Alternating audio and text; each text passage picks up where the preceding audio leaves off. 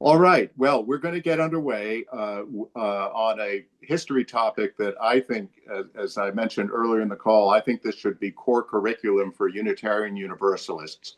And I'm thrilled that Bill stepped forward and offered to put together this talk on three of our great leaders who I think represent different aspects of our tradition. Um, the founder, the great philosopher, and I think the great firebrand and sort of the precursor of today's spirit of social activism. So we have three very important people to learn more about in the next, 45 minutes, Bill? And I don't want to burn up any of it. So why don't you take it away from here? Okay, well, first place, thank you all for zooming on in to hear about this. The reason I put part of the reason for putting this together is here, our country is planning to celebrate our 250th anniversary, and I figured, why don't we take a look and celebrate some of our early Unitarian minister forebears who really have set the course for Unitarianism, even as we understand it today. So that was sort of my reason for putting this together. Okay.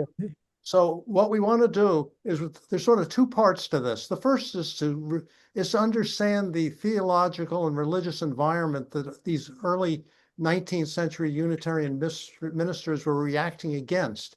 In other words, that the Puritans brought their religion to New England, in the 1600s, and those Puritan churches turned into congregational churches all over New England. Eventually by the early 19th century. And the theological core of that was Calvinism. And we want to spend a little time looking at Calvinism to understand sort of the theological context against which our Unitarian minister heroes were reacting against and offered a more satisfactory, for at least from many points of view, approach to religion. And so one thing we want to look at is what is the Calvinism of the congregational churches? And secondly, there was a big dispute over the role of the Trinity, whether the Trinity really was a valid religious doctrine for religious people in the 19th century. And there, in fact, was a big dispute where many congregational churches became Unitarian churches as a result of feeling that the Calvinism needed to be replaced by something more in keeping with the American spirit as it was expressed in the early 19th century. So we want to look at the background that they were reacting against. And then we want to explore the revolutionary religious ideas of three prominent ministers who really provided the foundation for what we might regard as modern Unitarianism in America, namely William Ellery Channing, Ralph Waldo Emerson, and Theodore Parker, as John mentioned. And what we're going to do is sort of just to introduce each of these guys and then talk about their ideas. And what you'll see is that the ideas they introduced are alive and well and motivating in today's Unitarian Universalist congregations. So now let's turn to the prior theological context, if you will. Calvinism, or otherwise known as Reformed theology, was a key component of the religion of the Puritans, and then it eventually evolved into the theology of the congregational churches all over New England in the 18th century and the early 19th century. And basically, as the view graph says, they believed in the absolute sovereignty of God and biblical authority. And sort of the core of their theology was something that's called TULIP, the 5 points of Calvinism. And the first point, what the first point's really dealing with is the nature of evil. How is it that there's evil in this world? What's the nature of good? What's the nature of evil? And what are humans supposed to do about their engagement with the ideas of good and evil? Well, the Calvinists believed as I remember in the old reader, in Adam's fall, we sinned all. They believed in the total depravity of human nature. The second thing that they believed was in unconditional election. And their idea was, if God is all powerful, why would he give humans any choice at all? God controls everything. So the idea was that God chose individuals for salvation before the world began. And that meant that the moral life of individuals was discovering by doing good things and not doing bad things, whether they had already been blessed by being a member of the elect. The idea of reform, the idea of being able to do good things to offset bad things and so on was irrelevant because people were just, this is sort of known as predestination. In other words, God, long before there was a world, everybody's plan for their lives had already been decided, and the purpose of living well was simply to discover whether you were a member of that small group of privileged people, the elect. And that then leads to the idea that the death of Christ atones only for the sins of the elect. Everybody else is in terrible trouble. And, some of us may remember the Puritan sermon where mankind is imagined as hanging by the thread of a spider's web above the fires of hell, and only God will decide whether that thread breaks or not. They also believed in something called irresistible grace, which is when God calls his chosen ones to salvation. They have no choice. They can't resist his grace. In other words, human will doesn't really exist because God decided what we're going to do long before we ever existed. And finally, there's this concept of the perseverance of the saints. That is, those who are saved by God are eternally secure by God's grace. So we have this 5 points of Calvinism, which takes a very negative view of both the human nature and the ability of humans to make good or to do better. There's no idea of doing better because it's all decided before you were born. And there were some other broader themes of Calvinism, namely the glory of God, that all life is meant to be lived for God's honor. And that's even more important in Calvinism than this predestination that we were talking about just a minute ago. Now, another part of this is something called covenant theology, which is that God's relation with humanity relies on two biblical covenants, a covenant of works through Adam. And for those of you who didn't go to divinity school, well, I certainly didn't, what that means is the covenant of works means total obedience to God's will. Of course, that sort of begs the issue of what God's will is, but the covenant of works means you need to be totally obedient to God's will. And secondly, the covenant of grace, which guarantees eternal life through a belief in the teachings of Jesus. And another aspect of this is the spiritual presence of the sacraments. They rejected the Catholic concept of transubstantiation in communion. That, in other words, the idea that Christ is actually present in a miracle that occurs every Sunday at communion, and instead believe that Christ is simply spiritually present to nourish belief.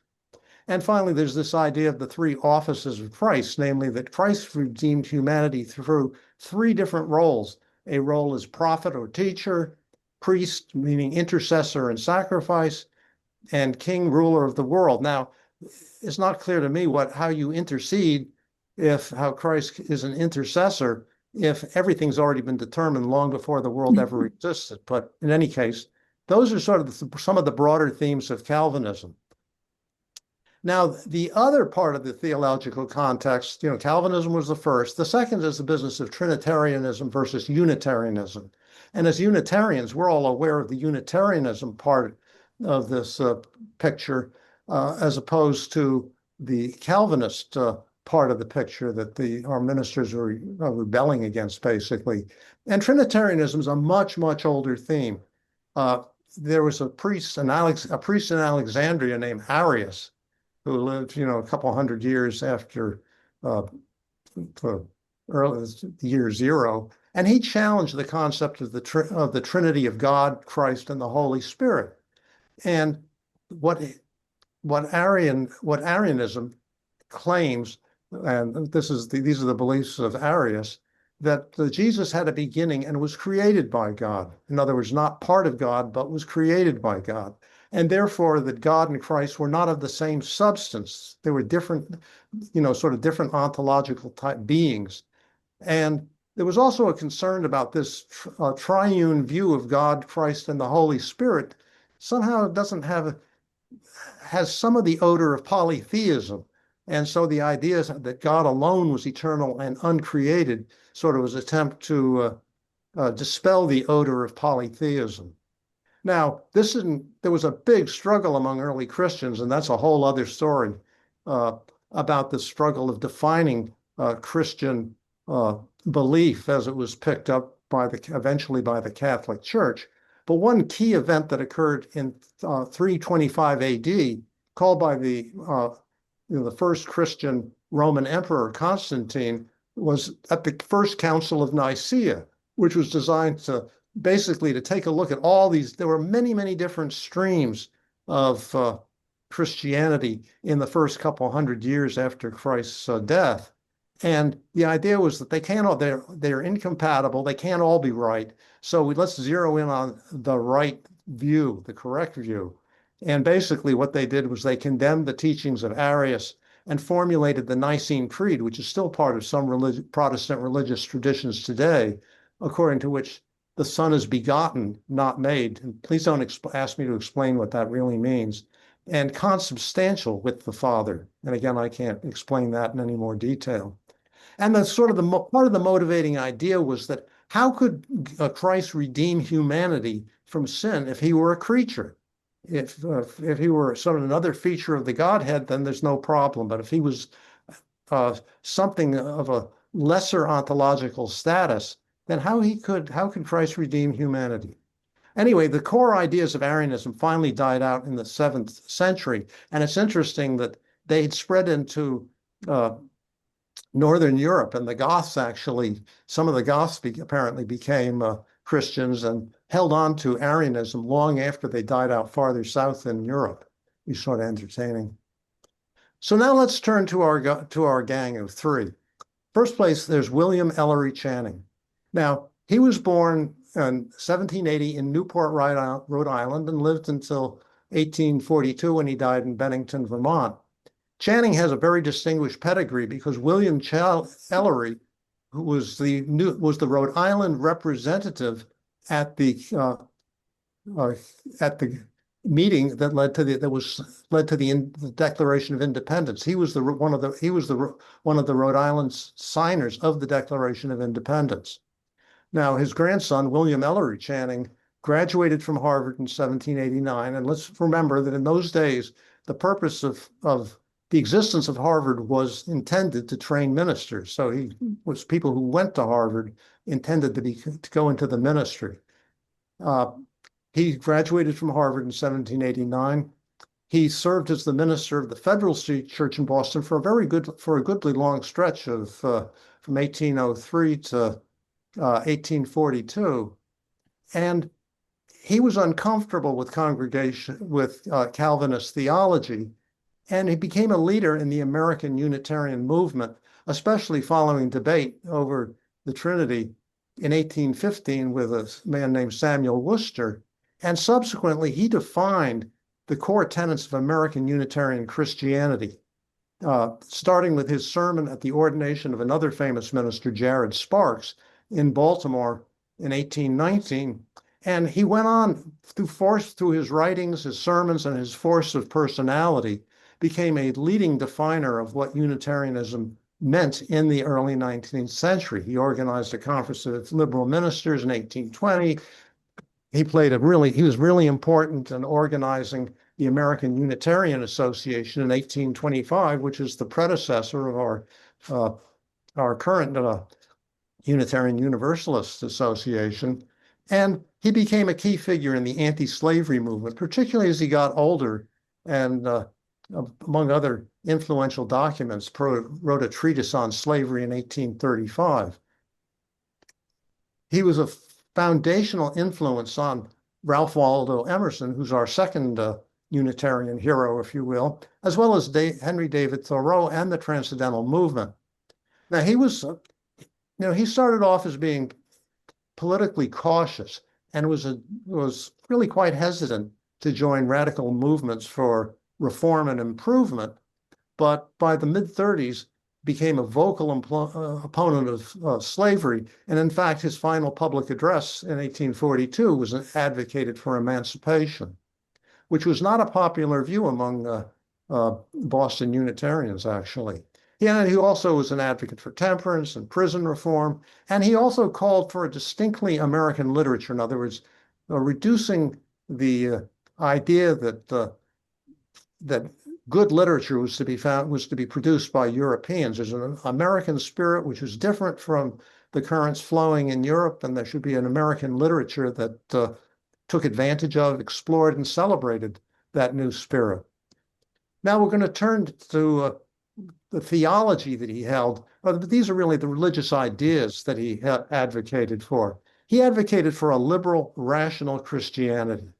And some of the key tenets of his religion were, first of all, Unitarianism. He rejected the concept of the Trinity, and he also rejected the Calvinist idea of God being an angry entity that was busy punishing humanity.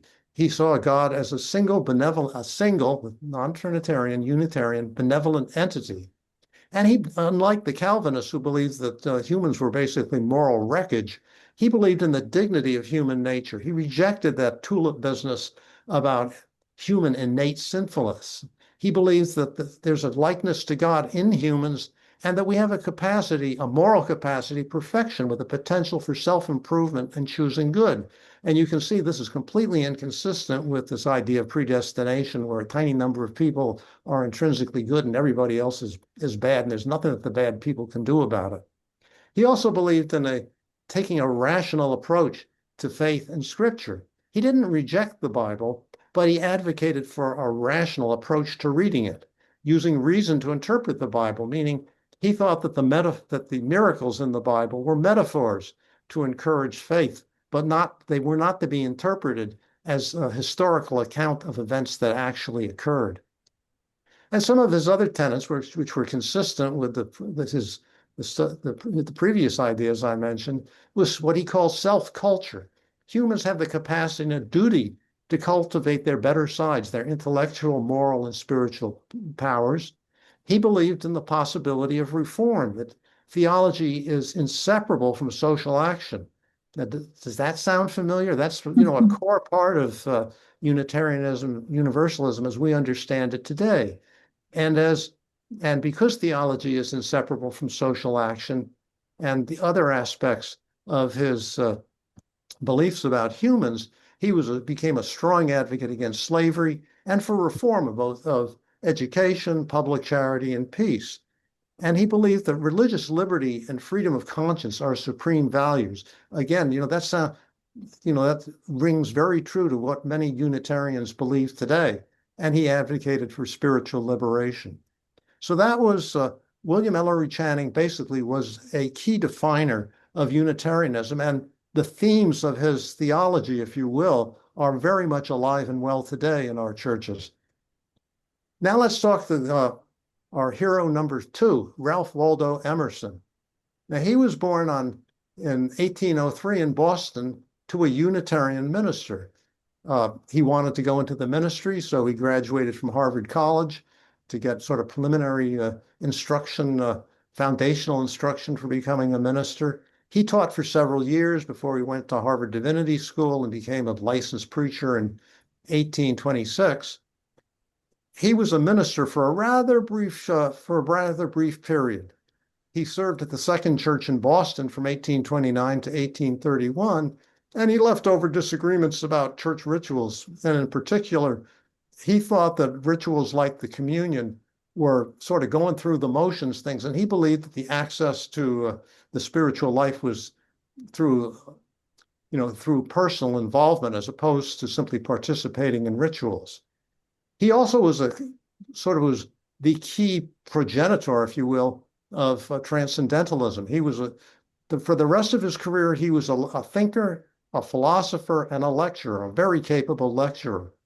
He published Nature in 1836, which basically outlined the core tenets of transcendentalism, which says that divinity exists in nature and individuals can discover truth directly.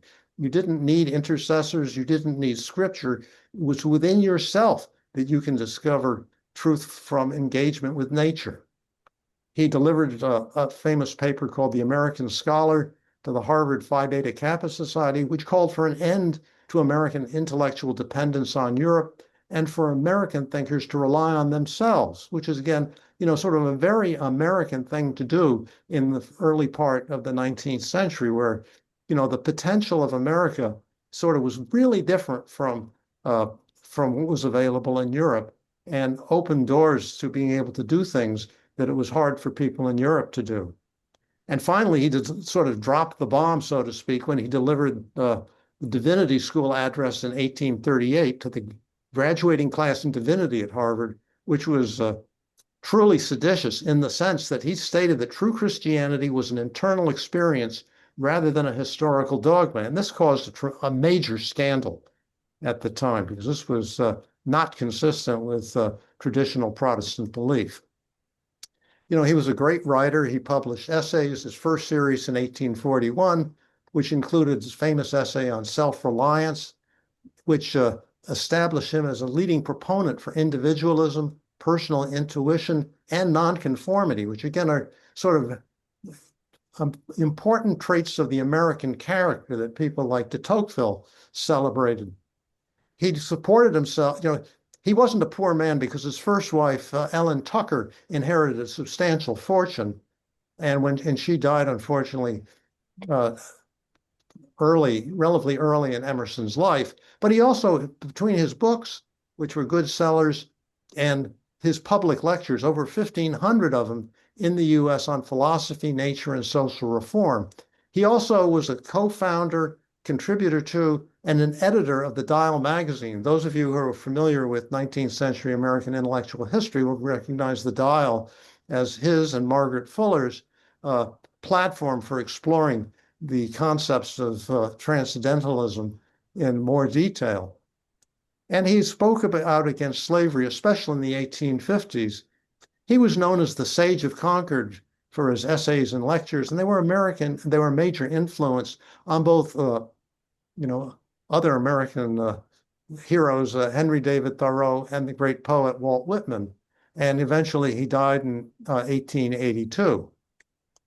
So now if we look at his religious ideas, he basically transformed Unitarian theology from a rationalized Bible-based religion into a radical individualistic philosophy, which we now know as transcendentalism. And he shifted the focus, as I tried to suggest earlier, from revealed religion into an exploration of internal intuition, seeking divinity within the individual and directly experiencing the Godhead through nature. He believed in the divinity of man, that God is not an external creator, but an internal force within everyone. He believed in intuition as opposed to authority, and believed that we intuit religious truth. We don't go to scripture to find out what the truth is. He rejected institutional authority, and he criticized what he called the noxious exaggeration of Jesus's personhood.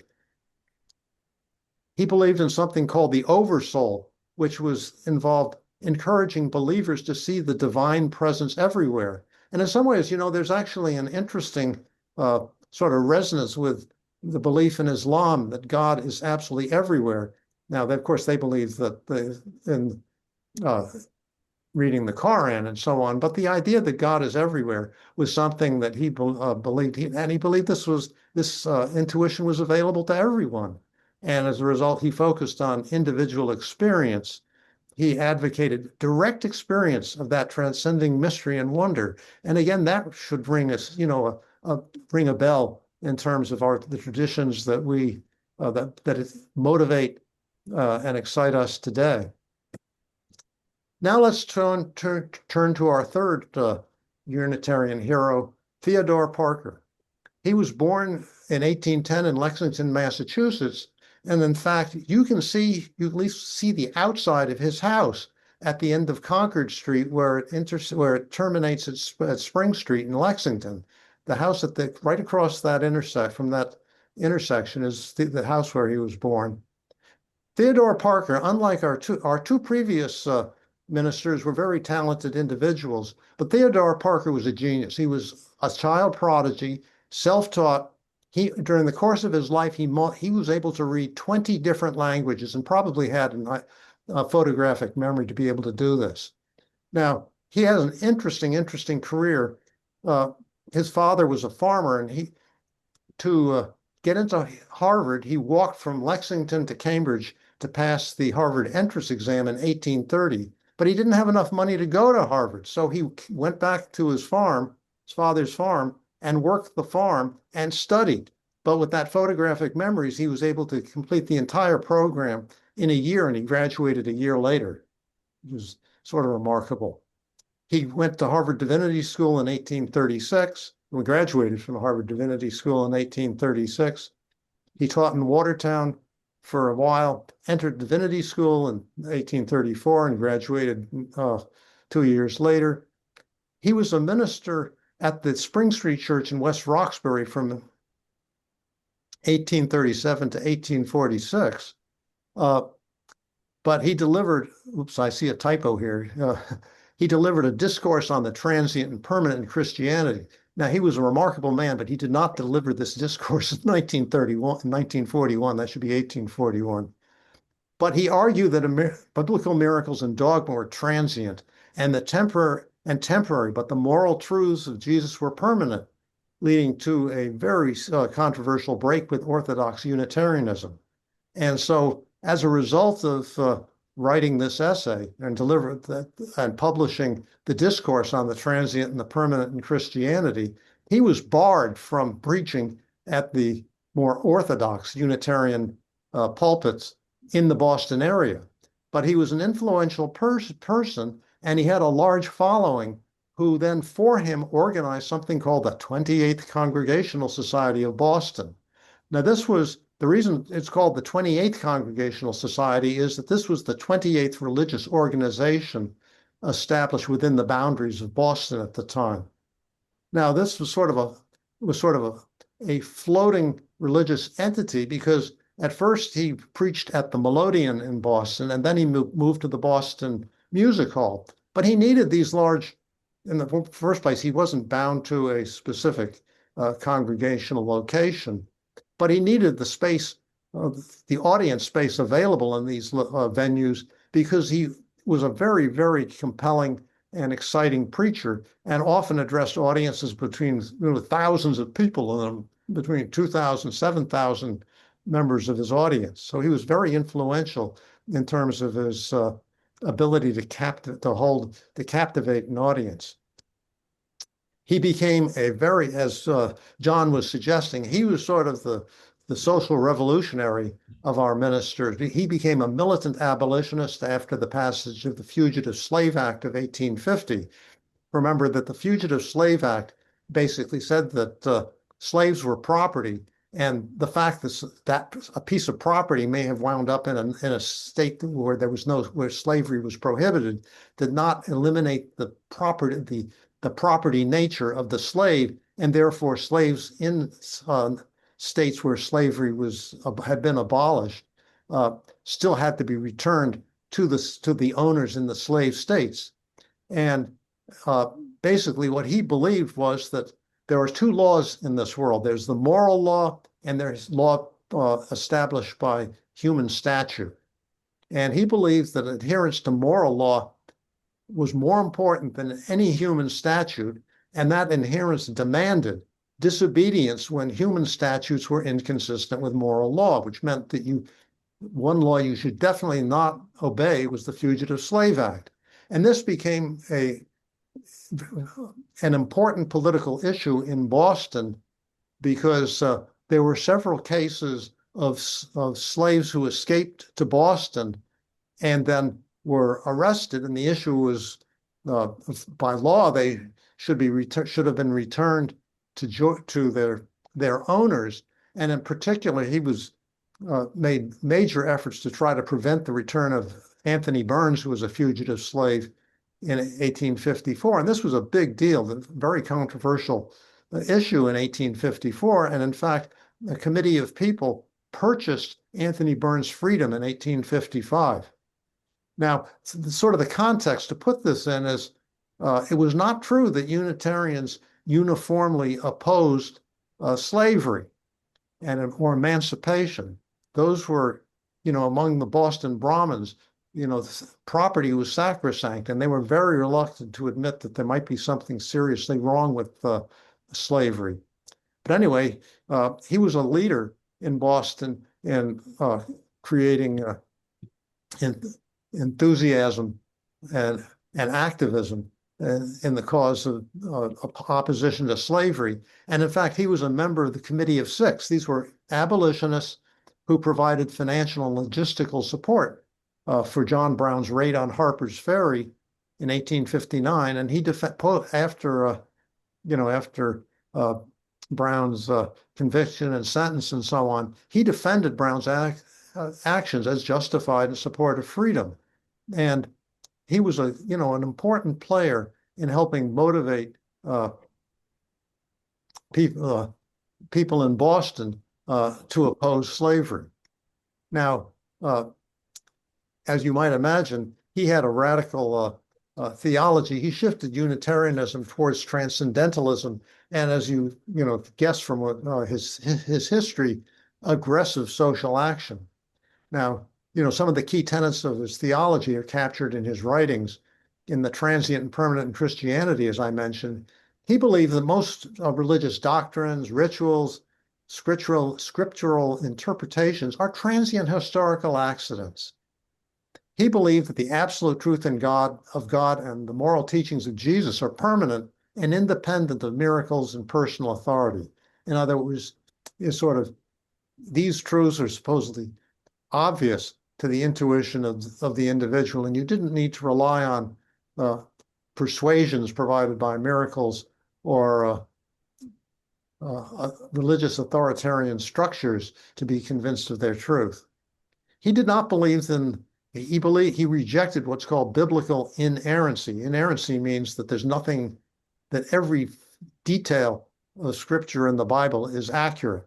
He challenged the miraculous authority of the Bible and viewed the Bible as a human record filled with contradictions and myths. And he said that, in one of his famous phrases, he said, people would love the Bible better if they didn't worship it. He also believed in primal intuitions, meaning that religious truth is known, whoops, another typo, through primal intuitions innate to human nature. That is, it was the nature of humans to be able to perceive the just and the right, the moral law captured that defines the just and the right. And he also believed it was obvious in the immortality of the soul after death. Now, it's interesting, this business of the just and right in moral law that can be perceived by people is sort of consistent with the larger philosophical current of natural law established by John Locke, which was one of the key sort of framework concepts underlying the Declaration of Independence, as well as the Constitution of the United States. He also believed in the benevolence of God, and he rejected the Calvinist view of innate depravity, and he posited a God of absolute goodness and love who would allow no lasting harm to his children. And this, again, sort of rings true to with the Universalist belief that God is too good to punish any of his children to eternal damnation. Now, there was also a political and social theology that he espoused. He believed in, as I mentioned before, a higher law where divine justice takes precedence over human statutes. And of course, that was his justification for feeling that he had to resist the Fugitive Slave Act, which was clearly immoral. He believed in democracy and equality. He defined government. Now, this is interesting. He defined democracy as government of all the people, by all the people, for all the people. And that should ring a bell with us as we think about the Gettysburg Address, because Abraham Lincoln sort of tightened the wording up a little bit, the government of the people, by the people, for the people, at the end of his Gettysburg Address. He believed in a concept of the moral universe. And again, there's another ring in modern times, because it was Theodore Parker who advocated a somewhat wordier paragraph, but you can edit that paragraph to come up with, the arc of the moral universe is long, but it bends towards justice. this was picked up by Martin Luther King in his famous speech in the March on Washington. And now it's interesting, though, that he, hadn't fully freed himself from some of the shackles of 19th century ideas, because he did not believe that all the races were equal. He believed in a hierarchy of the races, and you can guess which race was at the top of the list, of course. But he at the same time maintained that all humans possess inherent dignity and inalienable rights. And I don't know enough about his writings to figure out to understand better how he squared his hierarchy of the races with the inherent dignity and unalienable rights of people. But that's sort of a thumbnail sketch of his religious beliefs. Now, if you want to dig more into this, there are a bunch of key documents, and they're all available on the web. And you might start with William Ellery Channing's A Sermon Delivered at the Ordination of the Reverend Jared Sparks to the Pastoral Care of the First Independent Church in Baltimore. For Ralph Waldo Emerson, there's his Divinity School address, which, as I said, got him basically, we sort of summed up the reasons why he was resigning from the Unitarian ministry as it existed at the time. And finally, there's Theodore Parker's brilliant discourse on the transient and permanent in Christianity. And as I say, all of these addresses have been published and are available on the web for free. So with that, thank you very much for your attention. Very good. Yeah, he did a great job. Thank you. Yeah, Bill, that was fabulous. Right. And I think it'd be great.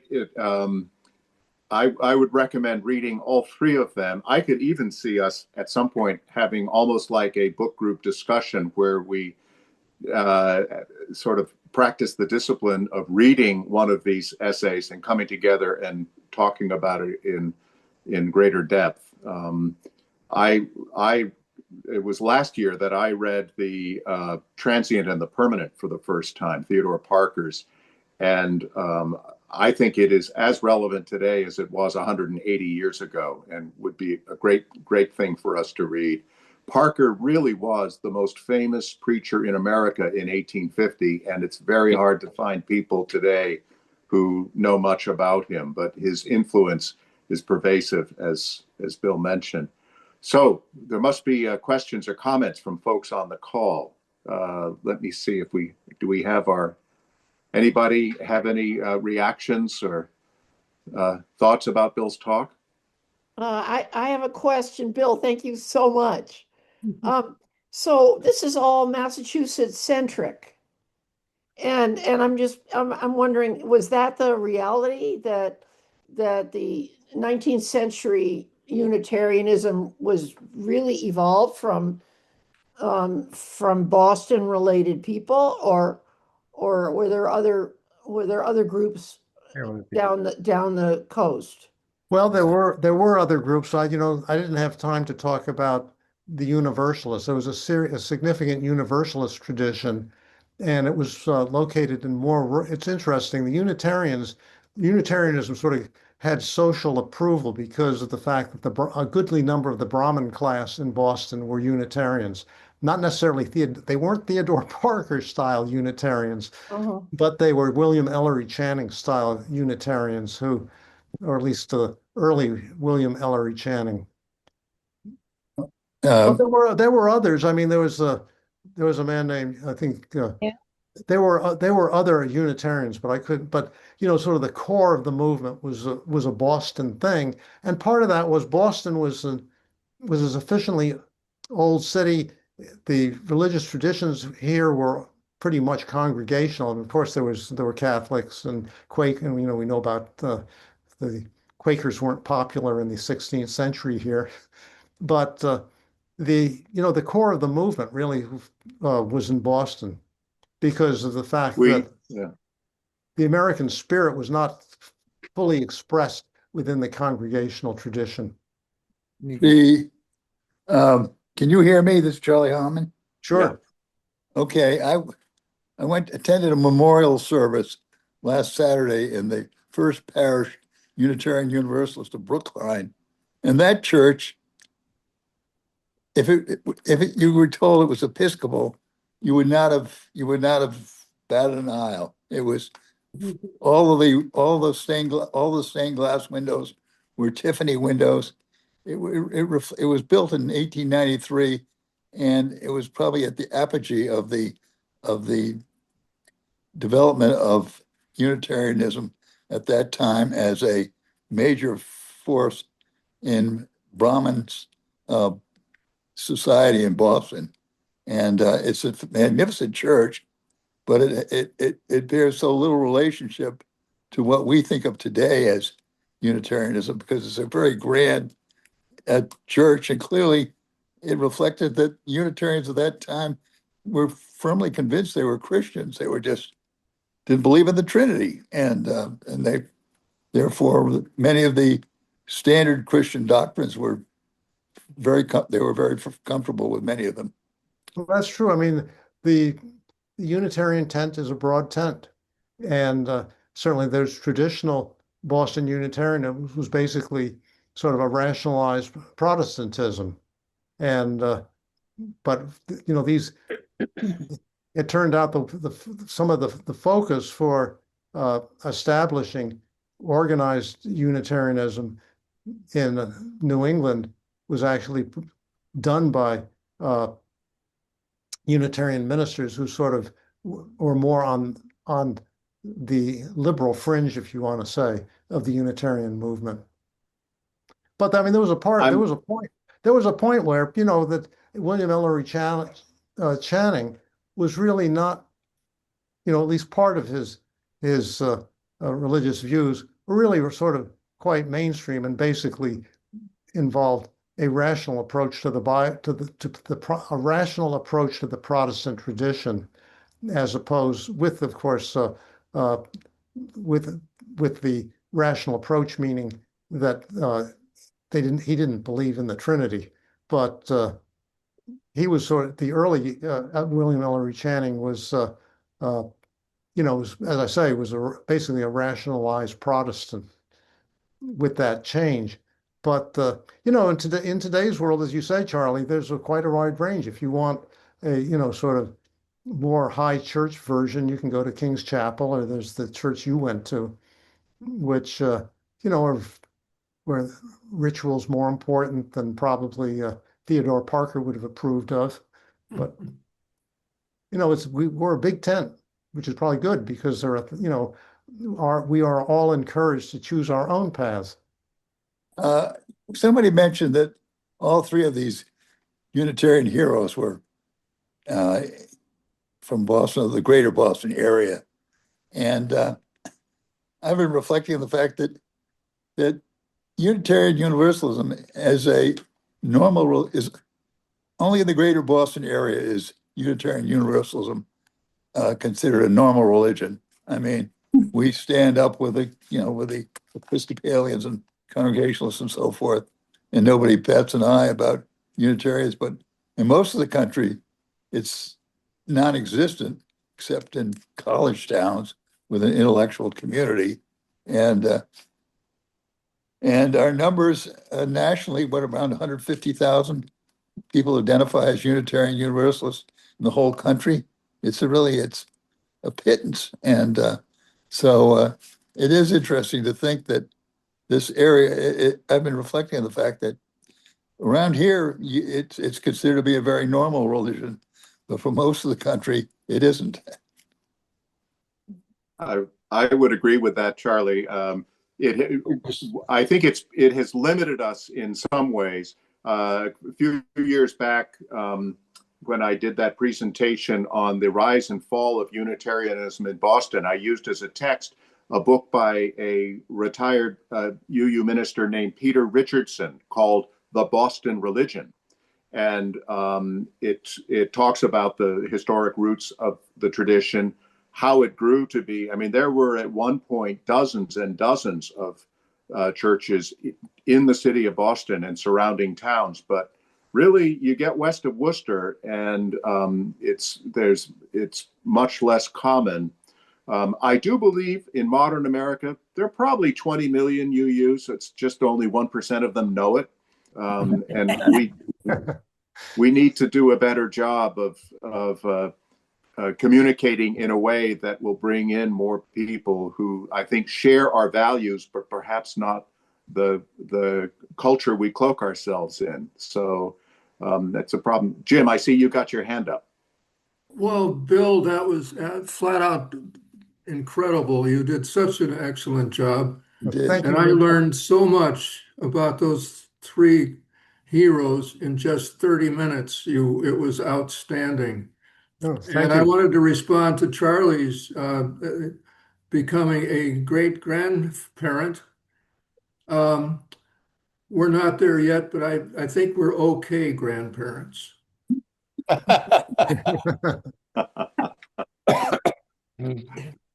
All right. Are there other Gladys? I see Gladys and then Nicole.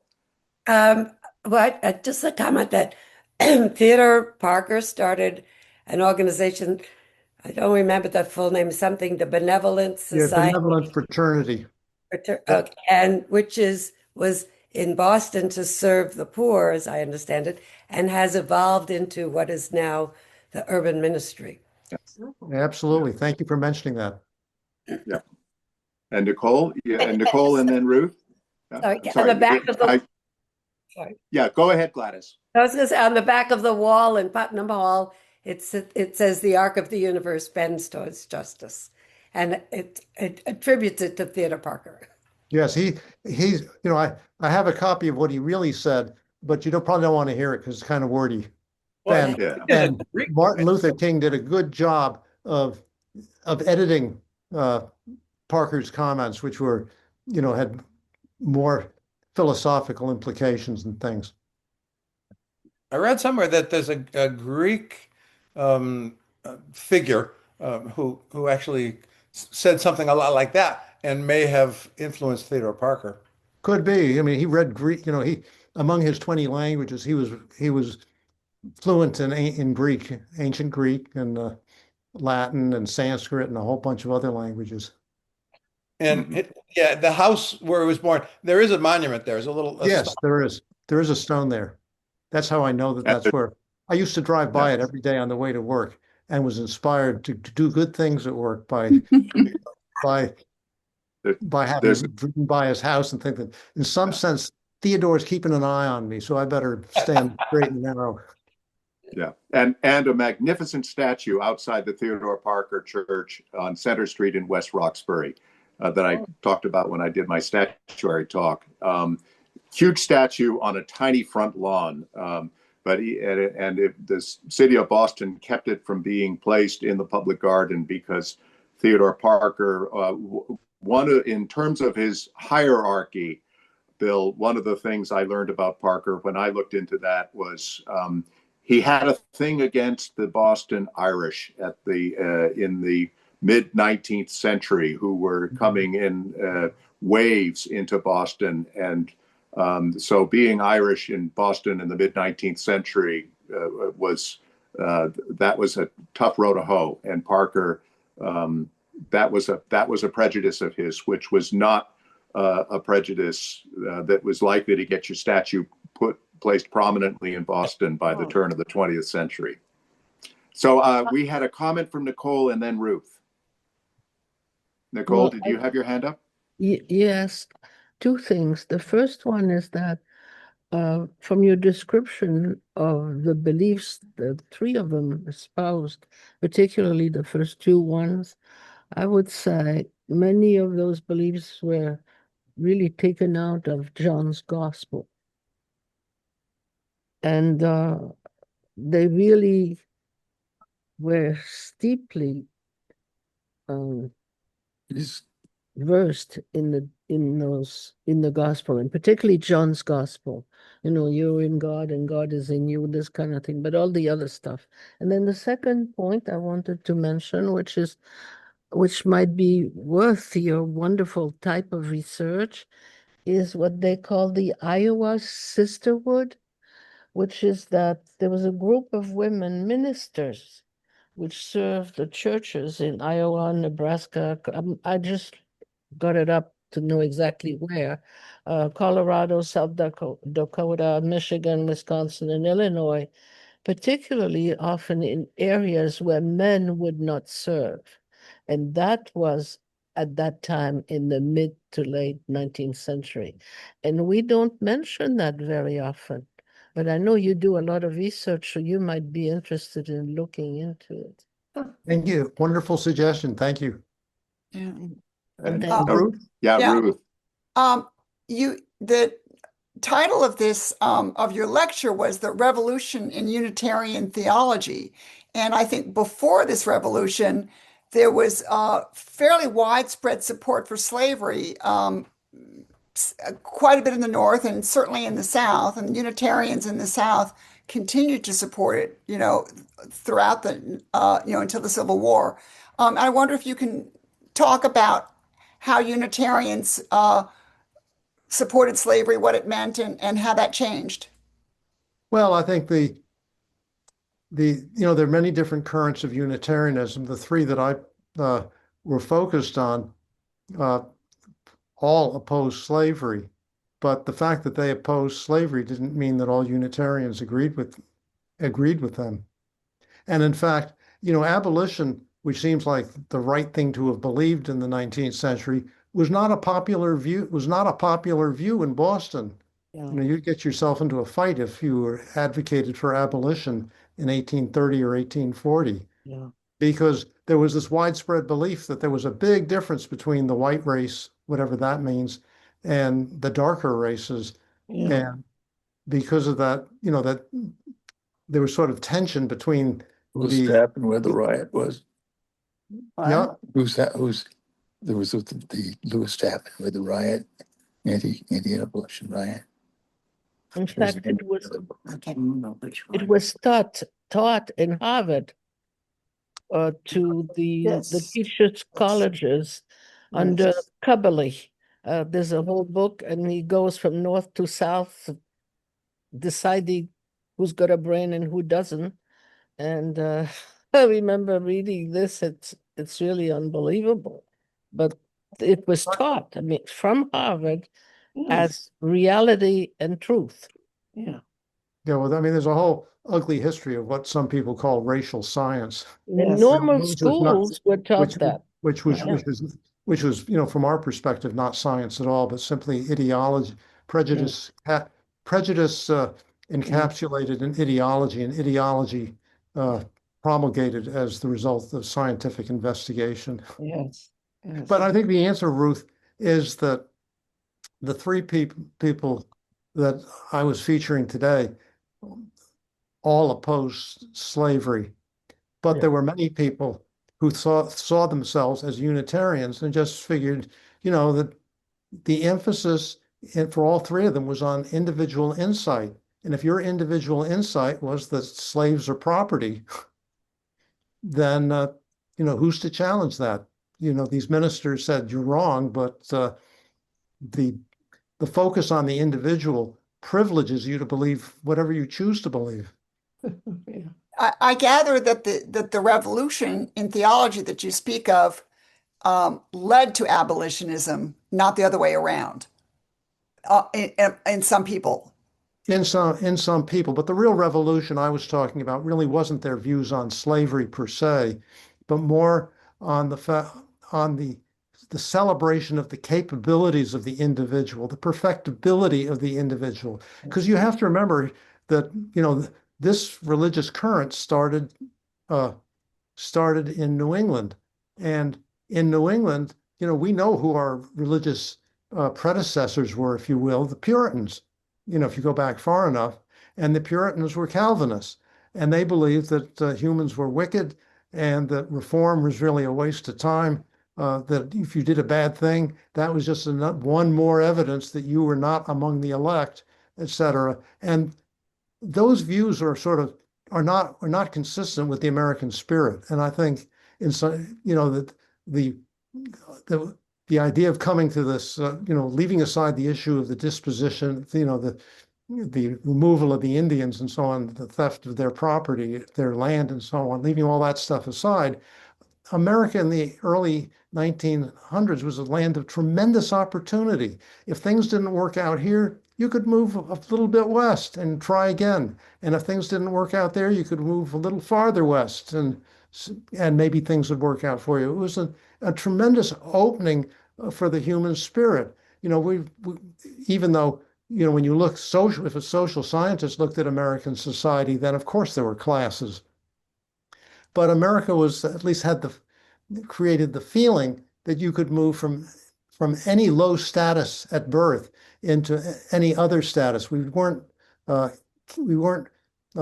reconstrained by a class system that said, however dumb and stupid you were, if you were a member of the aristocracy, you had many rights that ordinary people who were maybe much more capable as people than you are, you still had social status way above them. We're returning to that view of nature, with the establishment of an oligarchy of wealth and so forth, and a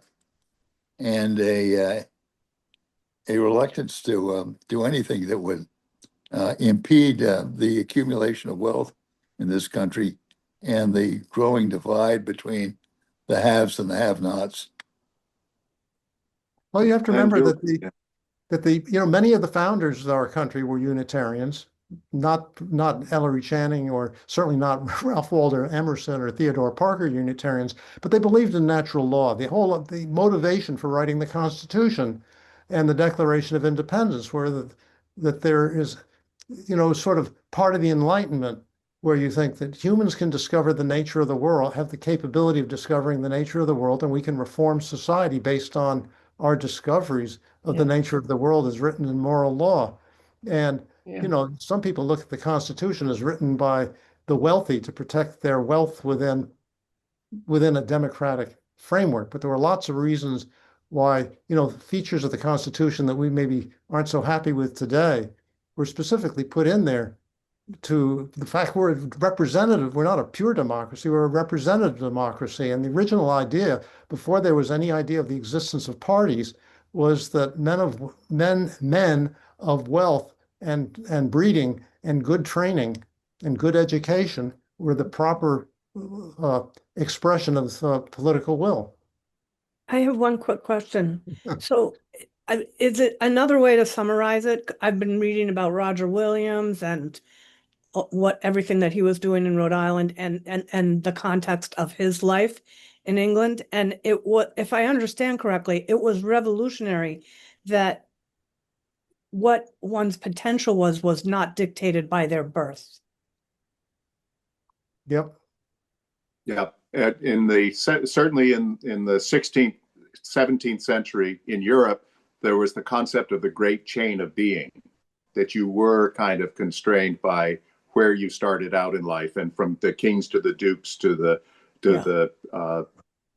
gentry to the citizens to the serfs to the slaves to the animals, there was a prescribed chain. And I think in the 18th century Enlightenment period, we kind of overcame that. I would put one little twist on what you said, Bill, about the founders. I would say at that time in 1776, they would have described themselves, or we in modern language would describe them as deists rather than Unitarians, and that Unitarianism is kind of what emerged from deism. And the transcendentalist views of Emerson really, I think, are a generation beyond the deism, the sort of God as the clockmaker that Isaac Newton or Benjamin Franklin might have thought of. One thing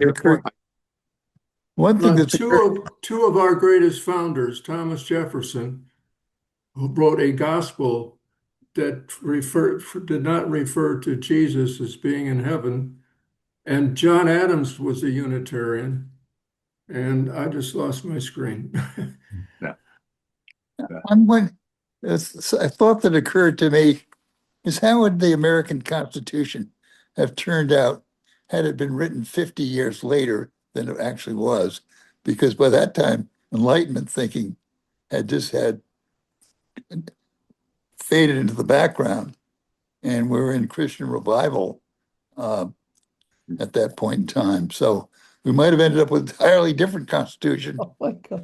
And maybe the the First Amendment would have been written differently, freedom of religion and so forth. I'm not saying it would have been, but definitely would have been a different era, and we could have had some different results. Yeah, another part of the context I didn't have time to talk about is that the first part of the 19th century was a period of tremendous religious fervor in the United States. There was something called the Great Awakening Right, that's what I'm involving thinking. Methodism, Yeah. and then then there's the emergence of Mormonism, and numerous other currents of religious enthusiasm, some of which have survived and some of which didn't. Yeah, I don't, Can I just make a few points? Yeah, Ken's got his hand up, and if there are others that want to speak, I'll try to scan the screen. So Ken, go ahead. Just very briefly, another great American who bears some looking at is President Abraham Lincoln. If you read the Lincoln-Douglas debates, when he was asked about certain questions regarding white Caucasians and Negroes, he said definitely the Negroes should not be get the vote. They should never be elected to a political position. Little shaking because that's not the universal view of President Lincoln. I just throw that out. We're all creatures of our time, and I think 50, 100 years from now, I mean, imagine what people will have to say about our blindnesses in our own time, of which I think we have many. Any other comments or observations before we start to move to wind up? Yeah, Lincoln evolved. He certainly did. Well, He certainly did. Thank you, And maybe Bill we- and John, so much. This was so interesting. Thank you, thank you. Okay. Thank you Thank very, you all. very much. excellent. Thank you. Thank you all for just zooming on and listening to this. Yeah, Thank you, All right. Bill. so much. Thank you Thank so you. much. Thank you. Okay. All right. Have a good night, everybody. Good night. Thank Good night. you. Take care.